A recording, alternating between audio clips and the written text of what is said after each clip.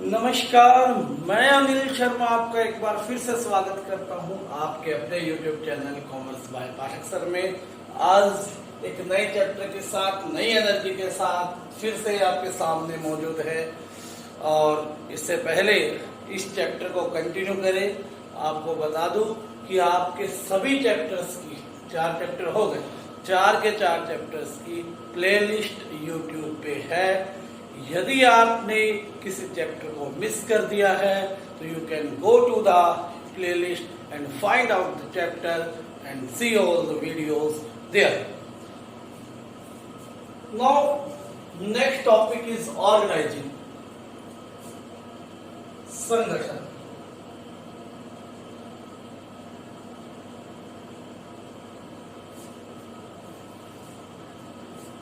इससे पहले हम इसके बारे में और अधिक जाने, एक एग्जाम्पल लेते हैं, थोड़ा सा सोचते हैं कि if we want to achieve something,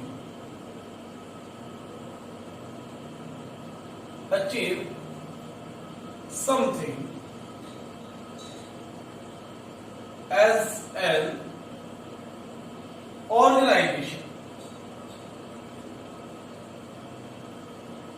something की जगह मैं यहां पर ऑब्जेक्टिव्स लिख देता हूं, वो ज्यादा बेटर है। अगर हम अपने ऑब्जेक्टिव्स को एक ऑर्गेनाइजेशन के तौर पर अचीव करना चाहें तो we need 2 types of resources. Number 1 is human resource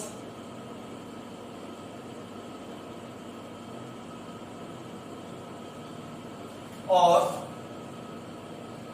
physical resource, जिसमें आपका लैंड,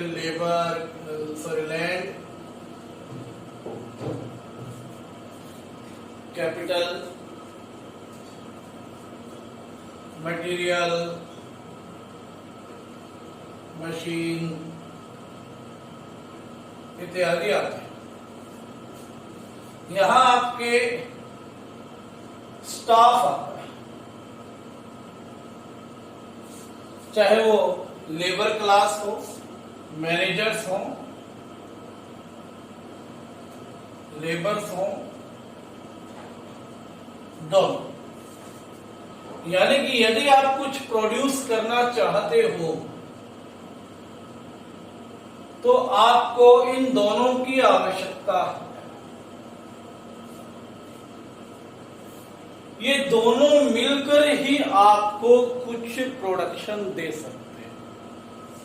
यदि हमारे पास लैंड, कैपिटल, मटेरियल, मशीन नहीं है, यानी कि नॉन ह्यूमन मटेरियल नहीं है, तो चाहे आप ह्यूमन मटेरियल आपके पास कितना भी हो, कितने भी लोग फर्म में क्यों ना हो, तो फंक्शन नहीं हो सकता। जैसे कि आपके स्कूल में बिल्डिंग कितनी भी बड़ी क्यों ना हो, बेंचेस कितने भी अच्छे स्टैंडर्ड प्लाईवुड के क्यों ना हो, जब तक वहां पर teachers, principles, human powers, peons etcetera नहीं होंगे, तब तक वो सारा का सारा नॉन ह्यूमन मटेरियल वेस्ट है। ठीक है। और यदि ह्यूमंस तो हैं, टीचर्स तो हैं, लेकिन रिसोर्स नहीं है, जगह ही नहीं है, कहां पढ़ाएं? कैपिटल नहीं है, कोई भी मशीन नहीं है, कोई भी बोर्ड वगैरह कुछ भी नहीं है, तो ह्यूमंस कितने भी हों, इसके बिना उनका भी काम नहीं चलने वाला। तो दोनों एक दूसरे के क्या है? पूरक, कॉम्प्लीमेंट्री। अब अगली बात यह है, देखो, रिसोर्सेज का यूज करना है, ह्यूमन रिसोर्स। आपके पास जितने रिसोर्सेज है उसके according you have acquired 100 mans at job. 100 लोगों को आपने नौकरी दे दी।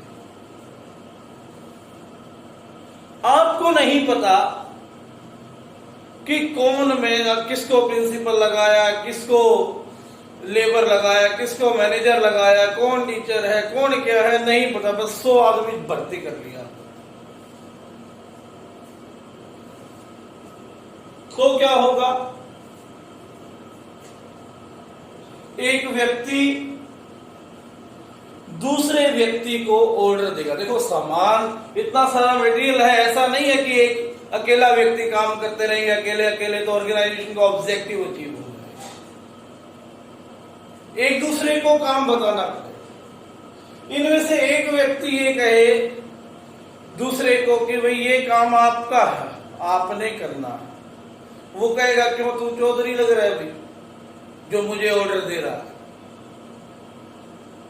जब सारे के सारे यही जवाब देंगे तो इसका मतलब ये व्यक्ति आपस में ही उलझे रहेंगे, इस रिसोर्स का बेटर यूटिलाइज नहीं हो सकता।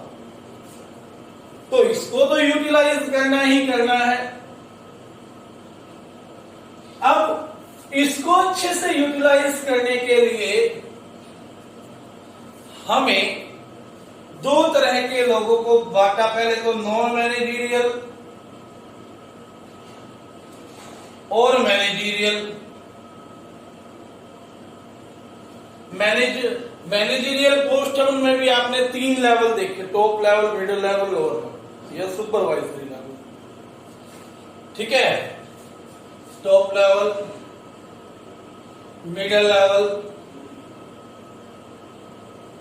लोअर या सुपरवाइजरी लेवल। ये 3 लेवल आपको दिखाई दिए। इस लेवल में सभी में ह्यूमंस फिट हैं, ह्यूमन बॉडीज हैं। Top level can order middle level, middle level can order lower level or supervisor, but they cannot oppose the orders given by the top or middle। कर ही नहीं सकते ये oppose, क्योंकि आपने क्या दे दी इनको, अथॉरिटी दे दी। टॉप लेवल को अलग अथॉरिटी है। अथॉरिटी क्या होती है? Power to order.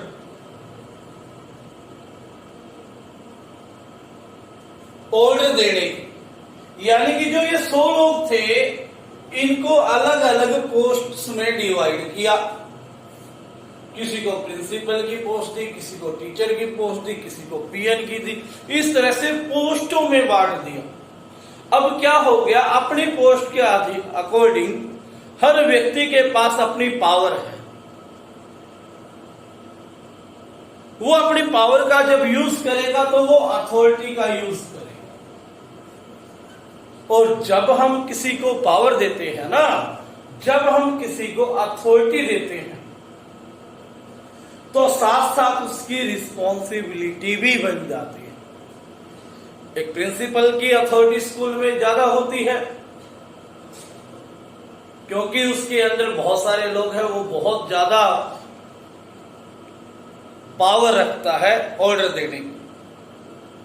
लेकिन साथ साथ पूरे स्कूल को मैनेज रखना, नर्सरी क्लास में क्या हो रहा है, स्कूल से घर जाते वक्त बस में क्या हो रहा है, माली ने अपना काम प्रॉपर किया है नहीं किया है, हर चीज की इंफॉर्मेशन उस प्रिंसिपल के पास होती है। यानी कि ये उसकी रिस्पॉन्सिबिलिटी है हर काम के प्रति। यानी जितनी बड़ी पावर उतनी बड़ी रिस्पॉन्सिबिलिटी अपने आप दे दी जाती है उस व्यक्ति को। यानी कि हम पूरे मैन पावर को, या अब हम कहें पूरी ऑर्गेनाइजेशन को, पूरी संस्था को पोस्ट्स में डिवाइड कर देते हैं और according to that post authority और रिस्पॉन्सिबिलिटी डिवाइड कर दी जाती है। ठीक है, पूरी ऑर्गेनाइजेशन को किसमें डिवाइड किया हमने? डिपार्टमेंट्स में, और उनमें पोस्ट बनाई, हर पोस्ट की अथॉरिटी अपनी है, हर पोस्ट की रिस्पॉन्सिबिलिटी अपनी। ठीक है, तो समझ में क्या आया? समझ में ये आया कि ऑर्गेनाइजेशन एक ऐसी प्रोसेस है जिसमें हम एक्टिविटीज को ग्रुप करते हैं। ठीक है, देखो मिडिल लेवल पर डिपार्टमेंटल मैनेजर्स थे जो प्रोडक्शन से रिलेटेड थे, सारे के सारे वहां पर प्रोडक्शन काम को संभालने के जितनी भी एक्टिविटीज थी उसके लिए एक प्रोडक्शन मैनेजर बना रखा है। तो पूरी एक्टिविटीज को हमने एक जगह क्या किया, डिपार्टमेंट में रख दिया, डिपार्टमेंटलाइजेशन कर दिया। ठीक है, और जब हम हर एक्टिविटी को क्या करते हैं, इंटीग्रेट करते हैं, ग्रुप करते हैं और उन लोगों को आपस में अथॉरिटी, रिस्पॉन्सिबिलिटीज, रिलेशनशिप में बांट देते हैं, तो उस समय हम क्या कर रहे होते हैं, ऑर्गेनाइजिंग कर रहे होते हैं। ठीक है, यानी कि पूरी ऑर्गेनाइजेशन को अथॉरिटी, रिस्पॉन्सिबिलिटी की चैन में पिरोना, बनाना इस तरह से कि वो इन फिजिकल रिसोर्सेज का बेस्ट एंड इफेक्टिव वे से यूज करते हुए ऑर्गेनाइजेशन के ऑब्जेक्टिव्स को अचीव करे, तो वो क्या हो जाएगा, आपका ऑर्गेनाइजिंग ऑर्गेनाइजेशन हो जाएगा, सॉरी ऑर्गेनाइजिंग हो जाएगा। ठीक है, organising can be defined as a process that initiates implementation of plan by clarifying jobs and working relationship and effectively developing resources for attainment of identified and desired results। वही बात है जो मैंने आपको बताई है सिंपल भाषा में। एक डेफिनेशन आपने याद करनी है बुक की, तो आप दोनों में से कोई भी करे, अपनी भी बना सकते हो। थियो हेमिन ने कहा organisation is the process of delegating, defining and grouping the activities of the enterprises and establishing authority relationship among them।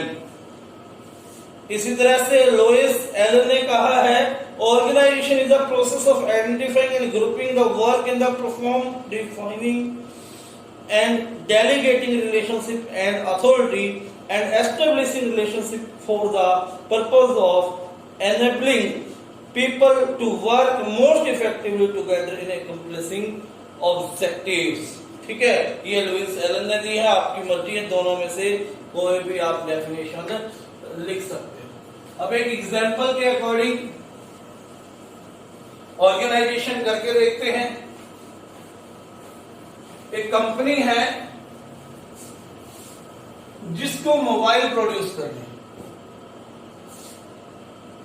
जैसे आप जानते हो, आप सभी के पास मोबाइल है, वीवो, ओप्पो, एमआई है ना, कोई भी मोबाइल कंपनी आप एज्यूम कर सकते हो।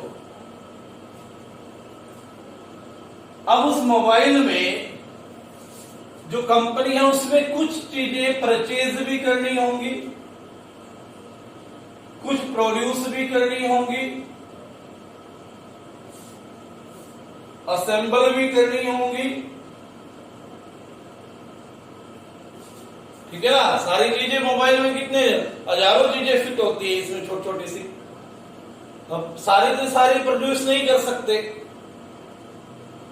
तो कुछ परचेज करना है, कुछ प्रोड्यूस करना है और उनको इकट्ठा करना है। तो ये काम एक तरह के लगे मुझे, तो इसलिए इसका मैंने क्या नाम दे दिया, प्रोडक्शन डिपार्टमेंट। यानी कि जो ये एक्टिविटीज थी इनको एक ही डिपार्टमेंट में डाल दिया जो एक जैसे थे, प्रोडक्शन डिपार्टमेंट। इसी तरह से मोबाइल बनने के बाद एडवर्टाइजिंग भी करनी होती है,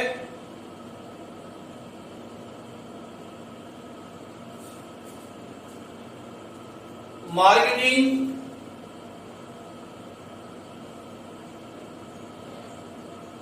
डिपार्टमेंट तैयार कर देते हैं जिसमें एडवर्टाइजिंग, सेलिंग, प्रमोशनल टूल्स, ये सारे के सारे डिसाइड करने वाले लोग आपको एक जगह पर आपने लिख दिए। तीसरा, जो फाइनेंस को मैनेज करे, इनपुट इनकम्स यानी कि इनपुट ऑफ मनी और आउटपुट ऑफ मनी, पैसा कहां से आएगा और कहां जाएगा, ये हिसाब किताब रखने के लिए एक अलग से डिपार्टमेंट है हमारे पास, finance department under finance manager. ठीक है।